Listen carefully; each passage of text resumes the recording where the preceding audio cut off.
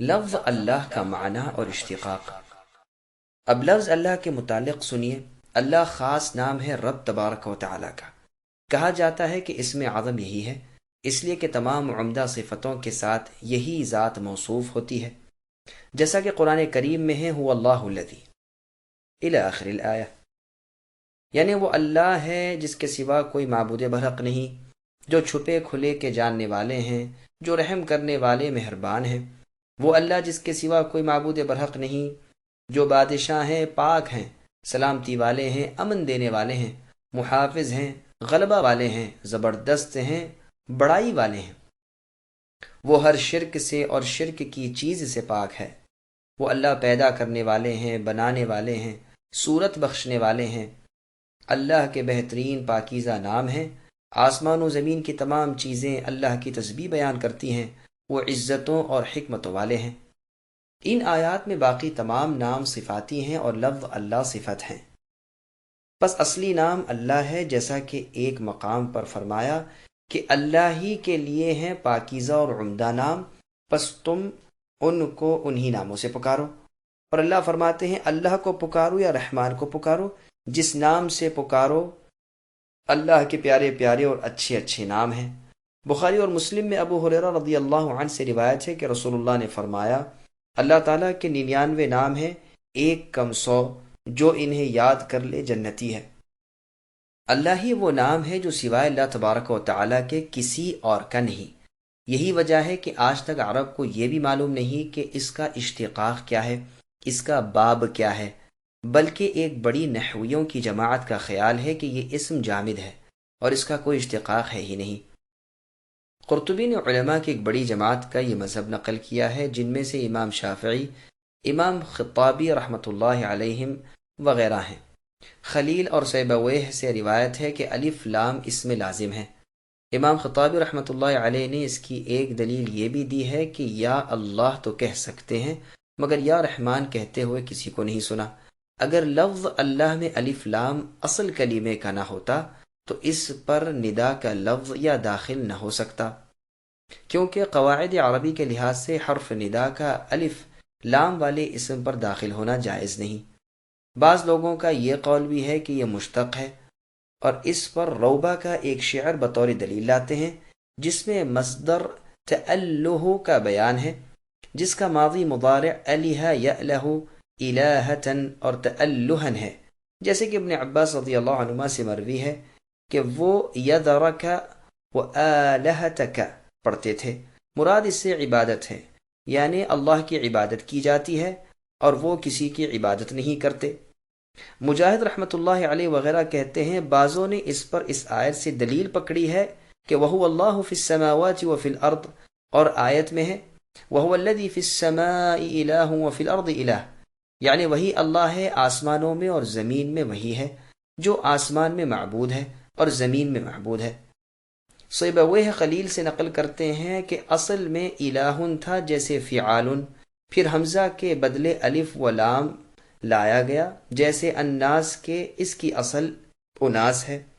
بعضوں نے کہا ہے کہ لفظ اللہ کی اصل لاہن ہے، الف لام حرف تعظیم کے طور پر لایا گیا ہے۔ سیبویہ کا بھی پسندیدہ قول یہی ہے۔ عرب شاعروں کے شعروں میں بھی یہ لفظ ملتا ہے۔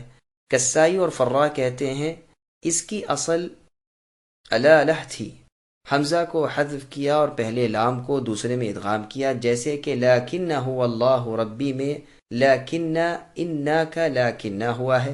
چنانچہ حسن رحمہ اللہ کی قراءت میں لیکن انا ہی ہے، اور اس کا اشتقاق ولیہ سے ہے، اور اس کے معنی تحیرہ ہیں۔ ولہن عقل کے چلے جانے کو کہتے ہیں۔ عربی میں رجل والہ اور امرأۃ ولہا اور مولوہۃ اس وقت کہتے ہیں جب وہ جنگل میں بھیج دیا جائے۔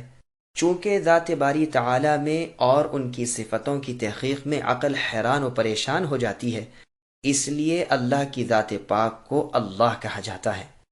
اس بنا پر اصل میں یہ لفظ ولاہن تھا اور واو کو حمزہ سے بدل دیا گیا، جیسے کہ وشاحن اور وسادتن میں اشاح اور اسادہ کہتے ہیں۔ رازی کا قول ہے کہ لفظ الہت الی فلان سے مشتق ہے، جو کہ معنی میں سکنتو کے ہے، یعنی میں نے فلاں سے سکونت اور راحت حاصل کی۔ چونکہ عقل کا سکون صرف ذات باری تعالیٰ کے ذکر کی طرف ہے اور روح کی حقیقی خوشی اللہ ہی کی معرفت میں ہے، اس لیے کہ علی الاطلاق کامل وہی ہے، اللہ کے سوا کوئی اور نہیں، اسی وجہ سے اللہ کہا جاتا ہے۔ قرآن میں ہے الا بذکر اللہ تطمئن القلوب، یعنی ایمانداروں کے دل صرف اللہ تعالیٰ کے ذکر سے ہی اطمینان حاصل کرتے ہیں۔ ایک قول یہ بھی ہے کہ یہ لاہ یلوہ سے مأخوذ ہے، جس کے معنی چھپ جانے اور حجاب کرنے کے ہیں، اور یہ بھی کہا گیا ہے کہ یہ الہ الفصیل سے ہے، چونکہ بندے اللہ ہی کی طرف تضرع اور زاری سے جھکتے ہیں، اللہ ہی کے دامن رحمت کا پلہ ہر حال میں تھامتے ہیں، اس لیے انہیں اللہ کہا گیا۔ ایک قول یہ بھی ہے کہ عرب الہ الرجل یألہ اس وقت کہتے ہیں جب کسی اچانک امر سے کوئی گھبرا اٹھے اور دوسرا اسے پناہ دے اور بچا لے۔ چونکہ تمام مخلوق کو ہر مصیبت سے نجات دینے والے اللہ سبحانہ و تعالی ہیں، اس لیے انہیں اللہ کہتے ہیں، جیسا کہ قرآن کریم میں ہے وَهُوَ يُجِيرُ وَلَا يُجَارُ عَلَيْهِ، یعنی وہ اللہ ہی ہے جو بچاتے ہیں اور اللہ کے بالمقابل کوئی نہیں بچایا جاتا۔ وَهُوَ مُنْعِمٌ، اور حقیقی انعام سے نوازنے والے وہ اللہ ہی ہیں۔ فرماتے ہیں تمہارے پاس جتنی نعمتیں ہیں وہ سب اللہ تعالیٰ کی دی ہوئی ہیں، وہی مطعم ہے، وہ کھلاتے ہیں، اور اللہ کو کوئی نہیں کھلاتا، وہی موجد ہے۔ فرماتے ہیں ہر چیز کا وجود اللہ تعالیٰ کی طرف سے ہے۔ رازی کا مختار مذہب یہی ہے کہ لفظ اللہ مشتق نہیں ہے۔ خلیل سیبویہ اکثر اصولی اور فقہا کا یہی قول ہے۔ اس کی بہت سی دلیلیں بھی ہیں۔ اگر یہ مشتق ہوتا تو اس کے معنی میں بہت سے افراد کی شرکت ہوتی، حالانکہ ایسا نہیں۔ پھر اس لفظ کو موصوف بنایا جاتا ہے اور اس کی بہت ساری صفتیں آتی ہیں، جیسے رحمان، رحیم، مالک، قدوس وغیرہ، تو معلوم ہوا کہ یہ مشتق نہیں۔ قرآن میں ایک جگہ عزیز الحمید اللہ جو آیا ہے، وہاں یہ عطف بیان ہے۔ ایک دلیل اس کے مشتق نہ ہونے کی یہ بھی ہے، هل تعلم له سمیہ، یعنی اے نبی کیا آپ اس اللہ کا ہم نام بھی کوئی جانتے ہیں؟ بیان کی جاتی ہے، لیکن یہ غور طلب ہے، واللہ اعلم۔ بعض لوگوں نے یہ بھی کہا ہے کہ یہ لفظ عبرانی ہے، لیکن غازی فرماتے ہیں کہ مخلوق کی دو قسمیں ہیں، ایک تو وہ جو معرفت الہی کے کنارے پر پہنچ گئے، دوسرے وہ جو اللہ سے محروم ہیں، جو حیرت کی اندھیروں میں اور جہالت کی پرخار وادیوں میں پڑے ہوئے ہیں۔ وہ تو عقل کو رو بیٹھے ہیں اور روحانی کمالات کو کھو بیٹھے ہیں، لیکن جو ساحل معرفت پر پہنچ چکے ہیں، جو نورانیت کے وسیع باغوں میں جا ٹھہرے ہیں، جو کبریائی اور جلال کی وسعت کا اندازہ کر چکے ہیں، وہ بھی یہاں تک پہنچ کر حیران و ششدر رہ گئے ہیں اور بارگاہ فردانیت اور دربار صمدیت میں مبہوت کھڑے رہ گئے ہیں۔ غرض ساری مخلوق اللہ کی پوری معرفت یعنی پہچان سے عاجز اور سرگشتہ و حیران ہے۔ پس یہ ان معانی کی بنا پر اس پاک ذات کا نام اللہ ہے۔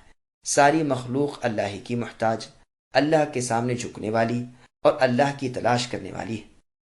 اس معنی میں اللہ کو اللہ اس لیے کہتے ہیں جیسا کہ خلیل کا قول ہے۔ عرب محاورے میں ہر اونچی اور بلند چیز کو لاہ کہتے ہیں۔ سورج جب طلوع ہوتا ہے تب بھی وہ کہتے ہیں لاہت الشمس، چونکہ پروردگار عالم بھی سب سے بلند و بالا ہیں، اسی لیے انہیں بھی اللہ کہتے ہیں۔ اور الہ کے معنی عبادت کرنے کے اور تعلہ کے معنی حکم برداری اور قربانی کرنے کے ہیں، اور اللہ کی عبادت کی جاتی ہے اور اللہ کے نام پر قربانیاں کی جاتی ہیں، اس لیے انہیں اللہ کہتے ہیں۔ ابن عباس رضی اللہ عنہما کی قرات میں ہے وَيَذَرَكَ وَآلِهَتَكَ، اس کی اصل الالہ ہے، پس فا کلمے کی جگہ پر جو حمزہ ہے وہ حذف کیا گیا، پھر نفس کلمہ کا لام زائد لام سے جو تعریف کے لیے لایا گیا ہے اس سے ملا دیا گیا، اور ایک کو دوسرے میں ادغام کیا گیا تو ایک لام مشدد آ گیا اور تعظیماً اللہ کہا گیا۔ یہ تو ہے لفظ اللہ کی تفسیر۔